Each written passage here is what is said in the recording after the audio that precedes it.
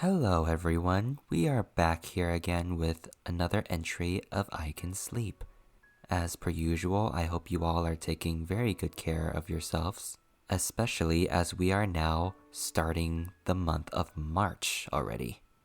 Happy birthday to all the March babies. I hope you all celebrate well. Before we get into the new chapter, as always, I have to remind you guys that if you are enjoying these readings, and would like for me to continue as well as eventually start other series, you guys can show me some support by leaving me some likes, some comments, sharing my stuff, and even following me on my platforms. And of course, the platforms are Spotify at iKenSleep, YouTube at iKenWin, TikTok at iKenWin, and Instagram at officially.iKenWin. Now enough with the formalities. Without any further ado, let's get back into Heaven Official's Blessing. Chapter 7, Pucci Shrine Talks, Guileful Tales of Banyue Pass. Sanlang glanced at him and flashed a smile. I'm gonna head out for a bit. He turned and left after casually tossing those words out. Shilian should have chased after him to ask, but he had a strange feeling that since Sanlang had said he would leave for a bit, then for sure he wouldn't be gone for too long, and he would definitely return. Thus, Shilian went back inside the shrine. Shilian started rummaging through the junk he'd collected the night before when walking the streets and dug out a wok with his left hand and a butcher knife with his right. He eyed the vegetables on the altar and stood up. After about one incense time, there was the sound of footfalls approaching the shrine, as expected. One could imagine from those unhurried footsteps that it was a particular young man, strolling leisurely. The two items in Shilian's hands had now transformed into 2 plates of food. He looked over them and heaved a long sigh, unable to bear the sight of such a tragedy. He set the plates down and went outside for a look. Sure enough, he saw Sanlang again. Outside the shrine, perhaps because of the blazing sun, Sanlang had his red tunic peeled and tied around his waist. It revealed his white undershirt, and with the sleeves pulled back, he looked rather neat and tidy. His right foot stepped on top of a large wooden board, and he had a hatchet in his left hand. The hatchet was probably borrowed from one of the neighbors. It looked blunt and heavy, but he wielded it as easily as if it were a very sharp blade. Sanlang nonchalantly hacked at the board, shaving off wood like dough. He peered from the corner of his eyes and saw Shilian come out. Just making something, he said. Shilian walked over to watch and realized he was making a door. It was the perfect size, clean and beautiful, the surface smooth, surprisingly, an exquisite specimen of craft. Shilian thought that, since he must have come from a wealthy background, Sanlang wouldn't be the manual labor type. Yet who would have known he was quite deft with his hands? Thanks for your hard work, Sanlang, Shilian said. Sanlang simply smiled but didn't respond. He casually threw down the hatchet, installed the door, and then knocked on it twice. He said, if you're going to draw a seal, at least draw it on a proper door. Works better. Then he swept aside the curtain and entered the shrine. It seemed that the strong seal on the curtains had no effect on him, and he didn't care about it in the slightest. Shilian closed the new door behind him, yet couldn't help but open it again, then close it. He opened and closed it again, then again. Amazed by how well it was made, Shilian opened and closed the door several more times before suddenly realizing how silly he was being. Sanlang had already sat down inside, and Shilian left the door to bring out the steamed buns the villagers had offered earlier in the morning and put them on the altar table. Sanlang looked at the buns and didn't say anything. He merely chuckled softly as if he'd seen through something. But Shilian poured 2 bowls of water like nothing was the matter. Just as he was about to sit down, he saw Sanlang rolling up his sleeves. There was a small line of a tattoo on his arm, something written in strange characters. Sanlang noticed his gaze and pulled down his sleeves, then smiled. It was done when I was young. It was obvious Sanlang didn't want to speak more on the subject, so Shilian didn't pursue it. He sat down and looked up at the portrait again. Sanlang, you paint so well, Shilian said. Did someone at home teach you? No, I just do it for fun. Sanlang poked out the buns with his chopsticks. How did you even know how to paint the Prince of Shenla? Shilian asked. Didn't you say I know everything? Of course I know how to paint him too, Sanlang laughed. That was a cheating kind of answer, but Sanlang was forthright in giving it. He evidently didn't care if his answers made Shilian suspicious, nor was he afraid of being questioned, so Shilian grinned and dropped the subject. Just then, there was a loud commotion outside the shrine. Both of them raised their heads at the same time and exchanged looks. Someone started knocking on the door urgently, shouting, Great Immortal! Something's happened! Great Immortal, help! Shilian opened the door and saw a number of villagers crowding his doorway. The chief saw the door open and called out in relief. Great Immortal! This man looks like he's dying! Please save him! Hearing this, Shilian rushed to the group of villagers standing in a circle around what appeared to be a cultivator. He was unkempt and disheveled with sand all over him, and his robes and shoes were tattered. It seemed he had been running for his life for a long time, before collapsing and passing out in the village, where the villagers brought him to Pucci's shrine in a hurry. Shilian told the crowd, Don't panic, he's not dead. He bent down and tapped a few of the cultivator's acupoints, and in the process, Shilian found a few spiritual accessories, an 8 trigrams map, a steel sword, and so on. This man didn't appear to be an ordinary cultivator, and Shilian couldn't help but grow grim. Not long later, the cultivator slowly opened his eyes and asked in a croaking voice, Where am I? The chief exclaimed, This is the village of Pucci. The man mumbled to himself, I'm out. I finally escaped. He looked around him, and his eyes grew wide as he screamed in fear, Save me! Help! Shilian had expected this reaction and gently asked, My friend, what's going on? What are you running from? Don't be afraid. Take your time to speak clearly. Yeah, don't be scared. We've got a great immortal on our side. He'll definitely solve all your problems. None of these villagers had actually seen him perform any miracles, but they had certainly taken him for a real god, and Shilian didn't know what to say to that. Solve all problems? I definitely can't guarantee that. Where did you come from? Shilian asked the cultivator. I've come from Banyue Pass, the cultivator replied. The villagers looked at each other. Where's that? Never heard of it before. Shilian explained. Banyue Pass is in the northwest, a fair distance away. How did you make it out here? I finally escaped and came here. His words were incoherent and his mood unstable. In such a situation, the more people around, the harder it was to speak with everyone talking at the same time. So Shilian said, Let's talk inside. Shilian easily lifted the cultivator up from the ground and helped him into the shrine. He turned to say to the villagers, Everyone, please leave. Don't stand here and watch. The villagers, however, were very warm-hearted. Great Immortal, what's happened to him? Yeah, what's going on? If there's anything we can do to help. The more enthusiastic they were, the less help they were. Left with no choice, Shilian told them solemnly, He may be bewitched. The villagers were alarmed at hearing this. Bewitchment was no joke. Better not stick around. The crowd broke up, and everyone hurried away. Shilian didn't know whether to laugh or cry, so he shook his head. He closed the door. Sanlang was still at the table playing with his chopsticks, and he eyed the cultivator askance. Don't worry about him. Keep eating, Shilian told him. He then set the man down on the other stool while he stood. My cultivator friend. I'm the shrine master here, and also something of a cultivator myself. Don't be nervous. You can tell us anything. I can perhaps offer you my meager assistance if there's anything I can help with. You mentioned Banyue Pass? The cultivator took a few gasps of air. After coming to a place with fewer people and listening to Shilian's comforting words, the man finally calmed down. Have you ever heard of Banyue Pass? I have, Shilian said. Banyue Pass is located within an oasis in the Gobi Desert. On nights of the half moon, the scenery was beautiful to behold, hence the name. Oasis? Beauty. The cultivator shook his head. That's all from over 200 years ago. Half moon? More like half dead. What do you mean? Xilian asked. The man was upset, terrifyingly so.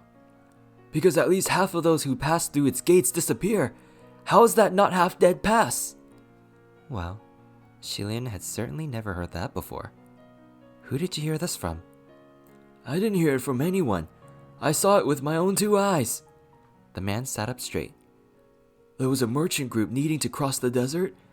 They knew that place wasn't safe, so they hired my entire sect to protect them on their journey. But... He cried angrily. But in the end, I'm the only one left! Xilian raised his hand, gesturing for him to sit back down. No need to get so excited. How many were you? With my sect plus the merchant group, we were about 60 people. 60. According to Lingwen's records, in the 100 years Xuanji wreaked havoc, only 200 or so people lost their lives. But from what this cultivator said, this had been happening for over 100 years. If so many people went missing every time over the course of a couple centuries, the numbers would be significant once they added up.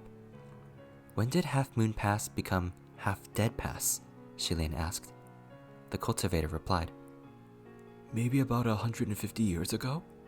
It was right after it became the territory of an evil cultivator. Xilian wanted to ask for more details about the murders and this evil cultivator he spoke of. However, he couldn't help feeling that something wasn't right, and it didn't sit well with him. At that point, there was no way to hide that strange feeling, and he furrowed his brows and became silent. Suddenly, Sanlang spoke up. You've run all this way from Banyue Pass? Yeah, barely survived, the cultivator sighed. Really? Sanlang stopped talking, but Xilian already understood what was amiss. He turned around and said warmly, You must be thirsty, having run all this way? The man paused, but Xilian had already placed a bowl of water in front of him. Here's some water, my cultivator friend. Have a drink. Hesitation flashed across the man's face at the sight of the water. Xilian stood next to him, hands crossed in his sleeves, waiting patiently. This man had traveled far from the northwest, and was running for his life, no less. He should be starving and parched. From the looks of him, it didn't seem like he ate or drank anything the entire way. Yet when he woke, all he did was talk, and never once asked for a single drop of water or a bite to eat. He had no visible cravings when faced with the food, and water on the altar after entering the shrine. Heck, he didn't even spare any of it a look. Truly, it was entirely unlike the living. Under Xilian and Sanlang's gaze, the cultivator held the water bowl up to his lips and bent over to slowly gulp the water down. He did not look as if he was satisfying his thirst. Instead, he looked cautious and guarded. As he drank, Xilian could hear sloshing sounds, as if water was being poured into an empty bottle. At that moment, Xilian knew what he was. He seized the man's arm. You don't have to drink anymore. The cultivator's hand jerked as he looked at Xilian in bewilderment. Drinking wouldn't help anyway, right? Xilian smiled. The man's face instantly changed upon hearing this. He unsheathed his steel sword with the other hand and swung it towards Xilian. Without changing his stance, Xilian raised his hand and easily flicked the sword aside with a loud clang. Seeing that Xilian was still tightly gripping his hand, the cultivator gritted his teeth and pulled with force. Xilian felt the arm in his grip suddenly go limp like a ball deflating as it slipped away from his palm. The moment the cultivator broke free, he ran toward the door, but Xilian wasn't concerned. In this undisturbed space without people around, Ryoya could drag him back immediately even if he fled a good 30 meters away. But just as he raised his other hand, a sharp blast of air whipped by. It was as if someone shot an arrow from behind him. It pierced the man through his stomach and nailed him to the door. Xilian looked closer, and it turned out to be a chopstick. He looked back and saw Sanlang, unruffled, stand up from the altar and walk past him to pull out the chopstick. Sanlang waved the chopstick at Shilian. This got dirty. I'll throw it out later. Even with such a serious wound, the cultivator did not groan in pain. He simply, silently slithered down from the door. Fluid flowed from his abdomen. It wasn't blood, but rather the water he just drank. Shilian and Sanlang knelt next to the body, and Shilian felt around the wound, which seemed like a pricked hole in a blown-up balloon. Cold air was leaking out of it, and the cultivator's corpse gradually changed. He was clearly a buff man earlier, but now he'd shrunk a size down, and his face and limbs shriveled as he continued to shrink. He looked more like a little old man now. It's an empty shell, Shilian noted. Some nefarious beings, if they could not transform into a perfect human shape, would create these empty shells. They would use realistic components to meticulously fabricate a fake skin bag. These skin bags often used real, living humans as references. Sometimes they would even use human skin directly to make the skin bags. Naturally, that way their palm prints, fingerprints, and hair would all be flawless. And if the ghosts themselves did not wear these skins, there wouldn't be any evil aura stuck to them, so they would not be subdued by evil repelling spells and talismans. That was why the seal on the door did not block the cultivator from coming inside. However, these kinds of empty shells could easily be seen through. After all, they were hollow on the inside. If there was no one wearing the skin, it could only follow the instructions of the manipulator like a puppet. The instructions couldn't be overly complicated either.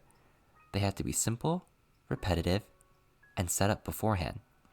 Therefore, the expressions and behavior of these skin bags were lifeless and sluggish, unlike real humans.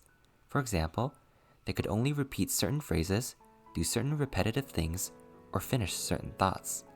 If one asked too many questions, they wouldn't be able to answer and would end up exposing themselves. Of course, Shilian had more practical ways of exposing these skin bags. Just let them drink some water or eat something. After all, skin bags were hollow, without any organs. If they ate or drank, it would be like throwing something or pouring water into an empty can. The echo could be clearly heard, and it was a sound very different from that of a human consuming food and water. The corpse had completely deflated into a pile of withered skin. Sanlang poked at it with his chopstick and threw it away. This shell is rather interesting. Shilian knew what he was talking about. This cultivator's expressions and movements were more than realistic. He had conversed with them animatedly, gestured wildly, and responded emotionally, very much like a real person. Whoever was controlling it had to be quite powerful. Shilian glanced at Sanlang. Looks like you're quite knowledgeable about the wicked arts too, Sanlang. Sanlang smiled. Not really. This empty shell sought Shilian out, specifically to tell him about Banyue Pass. Whether it was fake or real, its intention was obviously to lure him there. To play it safe, he would have to inquire about it in the communication array. Shilian pinched his fingers and calculated the amount of power he had left. There should still be enough to use it a few more times, so he formed a seal with his hands to enter. The communication array was livelier than usual, and not because of deities bustling around on official duties. Rather, it seemed everyone was playing some sort of game, laughing and shouting. Shilian was rather amazed. Just then, Lingwen reached out to him. Your Highness is back? How were your days down in the mortal realm? It's alright, not too bad. How's everyone doing? They seem so happy, Shilian asked. Lingwen replied. The Windmaster has just returned and is giving away merits. Why don't you go and see if you can grab any? Sure enough, Shilian could hear the many officials cheerfully shouting. I grabbed 100 merits! How come I only managed to get 1? 1,000! 1,000! Thanks, Windmaster! Ha ha ha ha ha! It was like catching money raining down from the skies, Shilian thought. His donation box was empty, but first of all, he didn't know how to make a grab for those merits, and second, the officials must be very familiar with each other to play this sort of casual game. Shilian wasn't on good terms with many and didn't think it was appropriate for him to join, so he paid it no mind and called out to the crowd. Does anyone know of Banyue Pass? The laughing and shouting came to a sudden stop, and silence ensued. Once again, Shilian felt depressed. It was fine if no one responded to his little snippets if they were odd or awkward. The other officials didn't share those, and he indeed seemed to be out of tune with them when he did so. But this was official business. The communication array was a place where heavenly officials often made requests for information on ghosts or mystic issues. If something came up or someone asked for assistance, everyone pitched in, giving suggestions or lending a hand. Those without anything to add would say, "I'll ask around when I'm free." Banyue was work, so there was no good reason for no one to respond. Just then, someone shouted, "Windmaster just threw out 10,000 merits!" The communication array came alive again, and the officials went away to grab for more merits, thoroughly ignoring Shilian. That made him realize there was probably more to this than there appeared, and he probably wouldn't get his answers within the array. This Windmaster was certainly quite affluent, Shilian thought. Giving away tens of thousands of merits like that? So amazing. He was about to exit the communication array when Lingwen called out to him privately. "Your Highness, why did you mention Banyue Pass?" Lingwen asked. Shilian recounted his encounter with the skin bag. That empty shell pretended to be a survivor from Banyue Pass, and it has to have a motive. I wasn't sure whether his words were true, so I came in to ask, "What's going on with that place?" Lingwen was quiet for a moment before she said gravely, "Your Highness, I advise you to stay away from this matter." Shilian had thought she might say something similar. Otherwise, something like this wouldn't have lasted for over 150 years without any questions, and make the entire court go silent just because he asked. Is it true that half the people go missing every time a group traverses Banyue? It was a long time before Lingwen answered. "It's not easy for us to speak on this matter." Shilian heard the deliberation in her words. There might have been something putting her on the spot, so he said, "Alright, I understand. If it's inconvenient, then we shall not speak of it again. And we have never spoken in private on this subject either." Shilian withdrew his consciousness and left the communication array. He rose to his feet and used the broom to sweep the fake skin to the side. After mulling over Lingwen's words for a moment, he looked up to Sanlang. "Sanlang, I'm afraid I will be going on a long journey." Lingwen's attitude was enough to show that this matter implicated a lot of important beings. Since this empty shell came to him on its own, then it must have wanted to lure him there. It was definitely not a good place to be, yet Sanlang said, "Sure thing. Guga, bring me along too, if you don't mind." Shilian wondered curiously. "It's going to be a long and difficult journey, so why do you want to come?" Sanlang smiled. "Do you want to know about the evil cultivator of Banyue?" Shilian paused, then said, "You know about that too?" Sanlang crossed his arms and replied leisurely. Banyue Pass was originally not known as Banyue Pass. Banyue Pass is where the kingdom of Banyue used to be located 200 years ago. He sat up straight, eyes going bright. The evil cultivator of Banyue was. Shilian placed the broom against the wall and was about to sit down to listen when a knock on the door came. It was already evening, and the villagers were hiding in their homes after hearing there was bewitchment about. So who was knocking? Shilian stood by the door and held his breath briefly, but he didn't see the seal reacting. Another knock came. It sounded like there were two people outside. Shilian contemplated for a moment, then opened the door. Sure enough, two young men dressed in black stood at his door, one handsome, one elegant. It was Nanfang and Fuyao. "You two." Fuyao rolled his eyes, and Nanfang blurted, "You're going to Banyue Pass, aren't you?" "Where did you guys hear that?" Shilian wondered. Nanfang said, "Some officials were talking about it. I heard that you asked about Banyue Pass in the communication array today." Shilian understood their intentions and crossed his hands in his sleeves. "I see. I volunteer, right?" Both junior officials' expressions contorted as though they had toothaches. "Yes." Shilin couldn't help but smile and said, I get it, but I want you two to understand that, should there be any issues or crises en route, you're welcome to run away at any time. Shilin stepped aside to invite them in to discuss the journey in detail. But when the two saw the carefree teen sitting inside, their initially grim faces instantly turned dark. Nanfang charged in, pushing Shilin behind him, and shouted, Stand back! What's wrong? Shilin asked. Sanlang stayed in his seat and shrugged in reply. Then he also asked, What's wrong? Fu Yao furrowed his brows and demanded, Who are you? He's a friend of mine. Do you know each other? Shilin answered instead. Sanlang, looking completely innocent, asked, Guga, who are these two? Hearing Sanlang call Shilin Guga made Nanfang's lips twitch and Fu Yao's brows spasm. Shilin raised his hand and said to Sanlang, It's nothing, don't worry. But next to him, Nanfang shouted, Don't speak to him! What, do you know each other? Shilin asked again. No, Fu Yao said coldly. If you don't, then what are you? Before Shilin could finish, he sensed lights flashing next to him. Casually, he looked back and found that the other two had produced balls of divine energy in their palms at the same time. An ill sense of foreboding overcame Shilin, and he grabbed at them in alarm. Stop! Stop! Don't act rashly!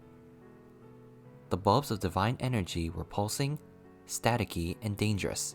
Definitely not something a normal person could make. Sanlang clapped a couple times in polite appreciation. Amazing! Absolutely magical! It was truly the most insincere compliment. Shilin finally caught Nanfang and Fu Yao's arms to stop them from firing. Nanfang turned to him angrily and questioned, Where did you meet him? What's his name? Where does he live? Where is he from? Why is he with you? Shilin answered, We met on the road. His name is Sanlang. I don't know anything else, only that he has nowhere to go, so I let him stay. Will you two please stop? You! Nanfang couldn't speak. It was as if he wanted to scream at Shilin, but forcibly swallowed his words. You let him in despite knowing nothing? What if he has ulterior motives? Shilin wondered why Nanfang's tone made him sound like his father, any other heavenly official, or just any person.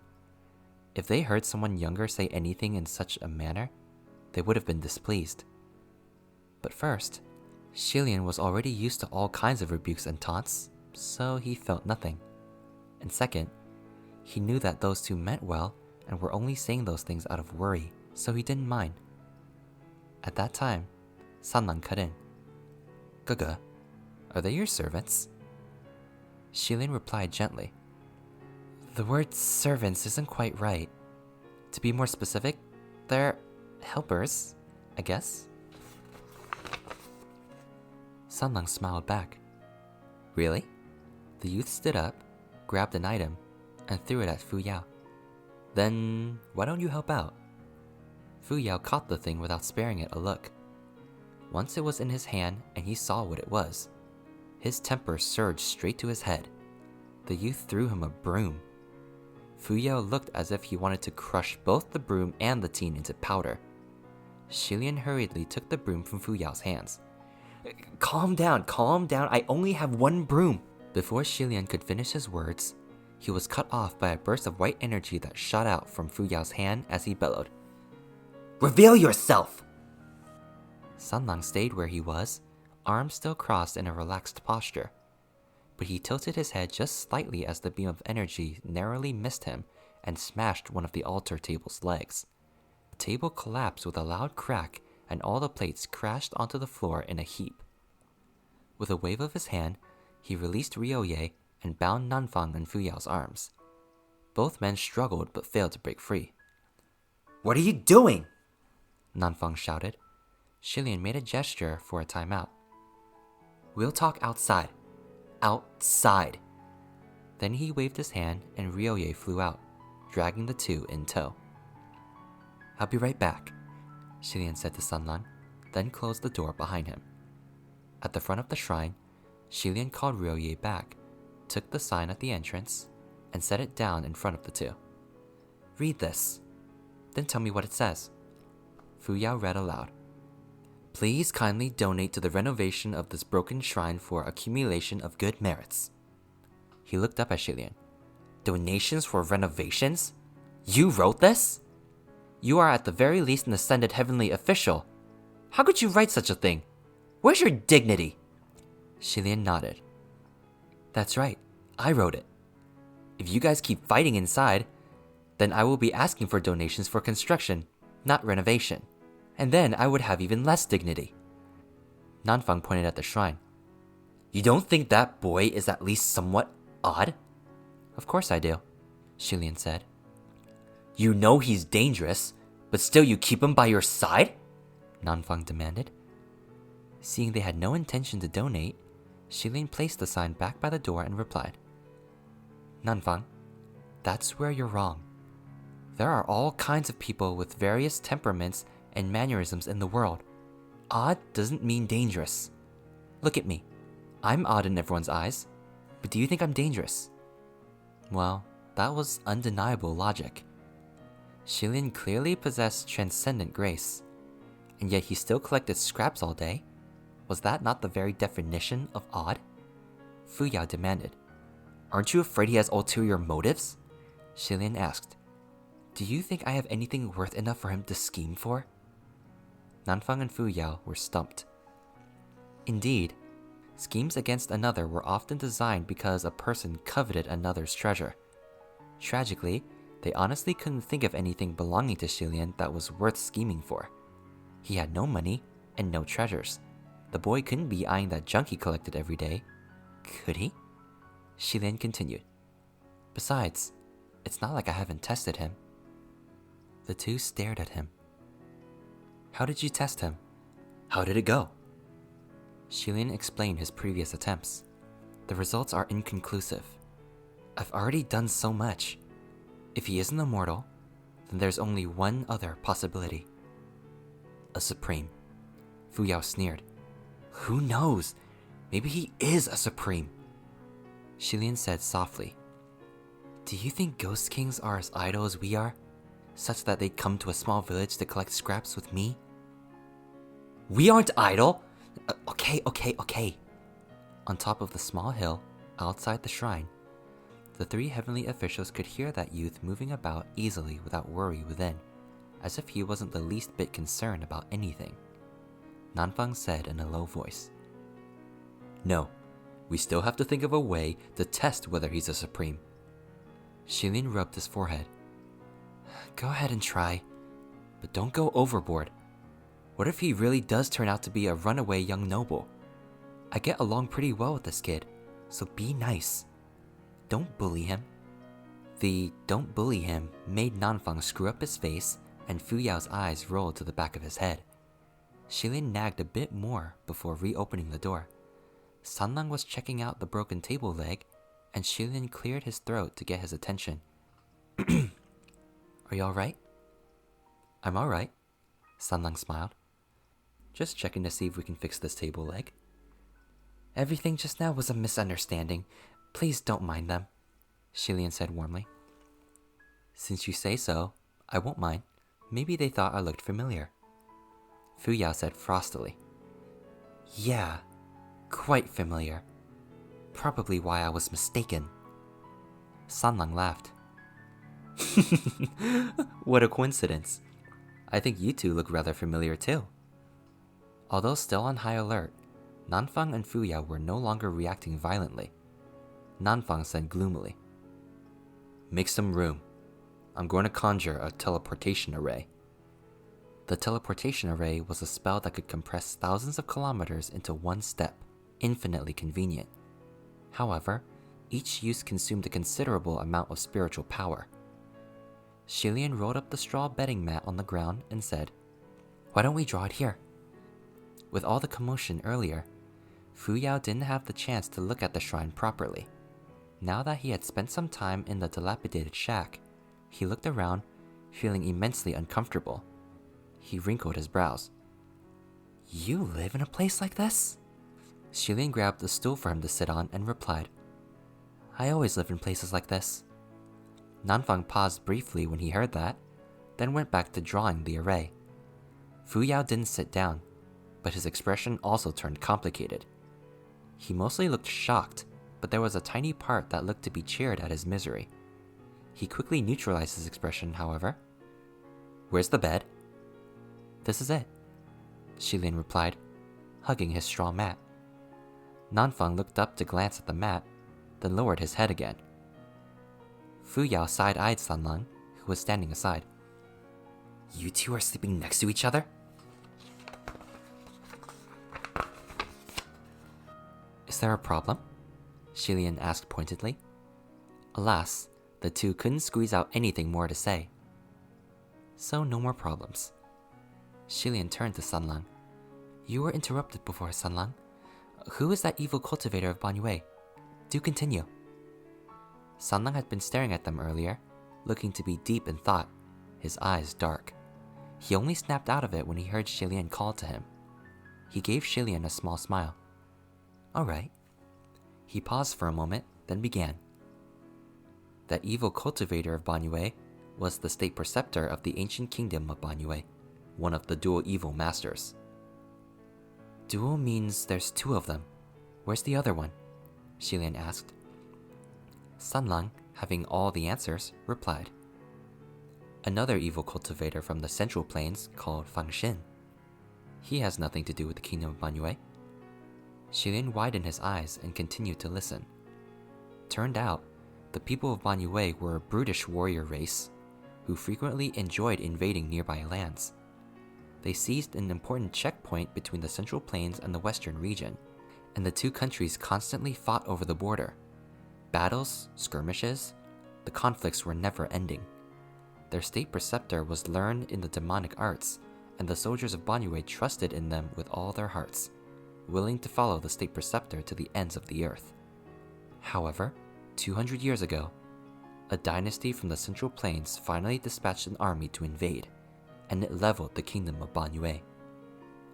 Although the kingdom of Banyue was annihilated, the resentment of the state preceptor and the soldiers would not disperse and remained behind to haunt the place.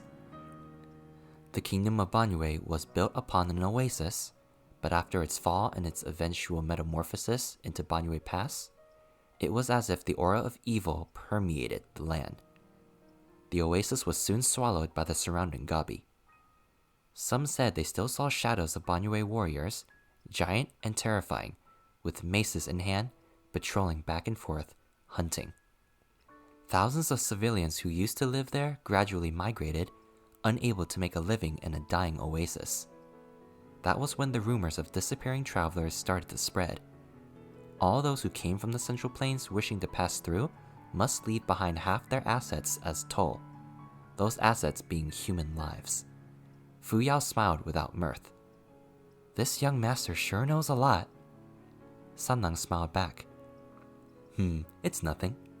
You just don't know very much, that's all." Shilian smiled in spite of himself, amused by Sanlang's sharp tongue. Sanlang continued lazily. "This is just based on unofficial history and ancient records of strange supernatural occurrences. Who knows if the state preceptor of Banyue is real?